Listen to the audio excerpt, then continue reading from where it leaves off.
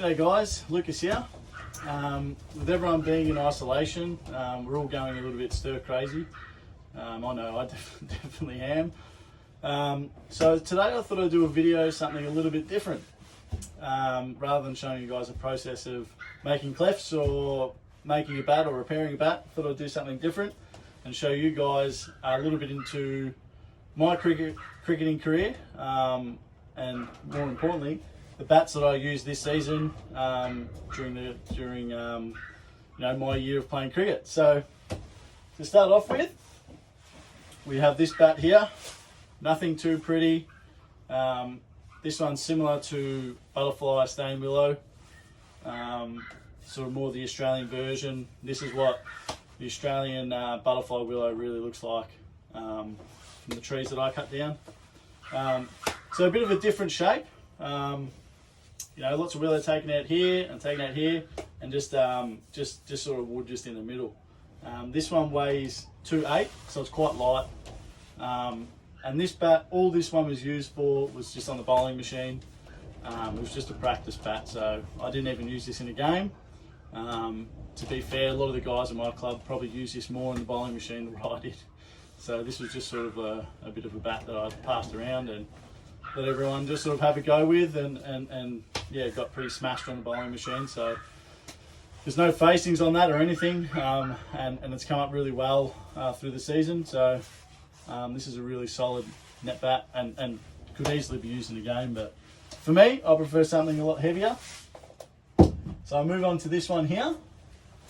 Now this one was my workhorse for the year. This is the bat that I use the most during the season. As you can see, definitely needs a bit of a clean up.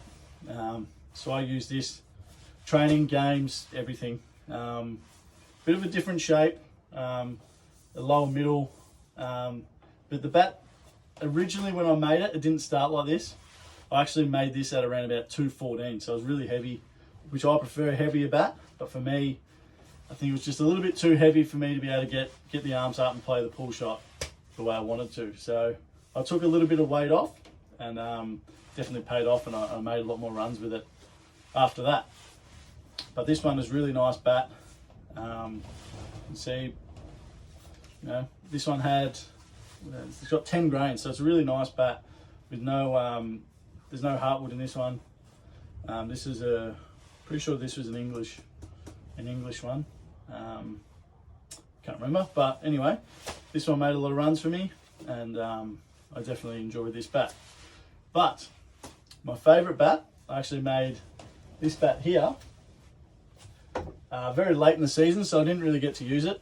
Well, I used it once and went out for a duck, so didn't get to use it really too much at all. So this one a little bit more traditional, where you've got a bit more of an even spread of your middle.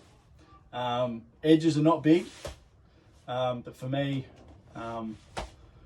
it's a cricket bat with 50mm edges, and a cricket bat with 20mm edges will perform the exact same. So really what we tried to do with this one is try and just have a really nice balanced bat. So this one here weighs 213 and picks up better than this one that weighs 212, just the way that it's been shaped. So this one's a little bit more of a higher middle. So your middle starts from about there and goes to there. So it's elongated, and that's due to this traditional sort of shaping. This one, it picks up really nice, and I think most people I know at my club, I know they hit some catches or whatever with it, and they all said, oh, this is amazing. So this one does not look, it doesn't have 10 straight grains. It's got stains and all sorts of things like that. This is basically like the butterfly willow, as the other one is, but this is the Aussie version of the butterfly stain. And let me tell you, it performs really well. And next year, this will definitely be my #1 bat. And I'll use this a hell of a lot more than what I did. But I'll just give you guys a bit of a tap up so you can hear. You can hear the ping.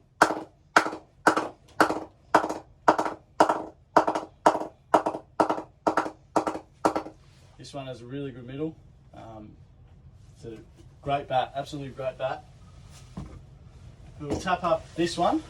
This one will probably sound a little bit different.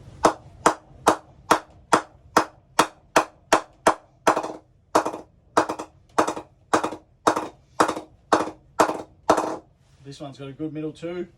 I'm sure I can probably hear the difference in the sound as well. But this one is an absolute workhorse. It's a great bat. I'll give this one a tap up. This one being a lot lighter, so this one's only about 2.8. Probably sounds different again.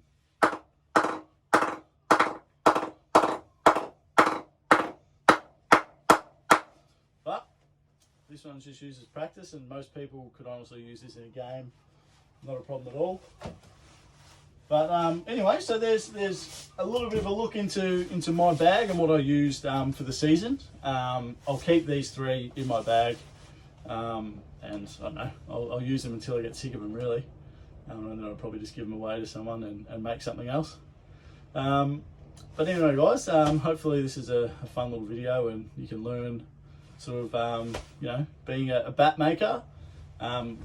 You know, I love making bats all day, but when you make bats all day and you're not playing the game, you definitely miss it. So for me, going back this year was sensational, and to be able to then put all my bats to test, and obviously the guys around the club, really enjoying, you know, the bats that I've made for them as well. So anyway, guys, thank you very much, and hope you guys are getting through isolation, and you know, I'm sure we'll all pull through.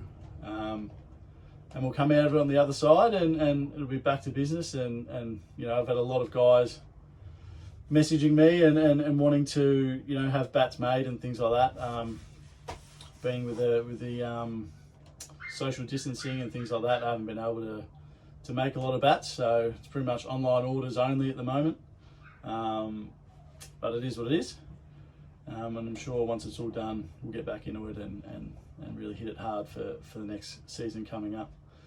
Anyway, guys, thank you. Hope you enjoyed it.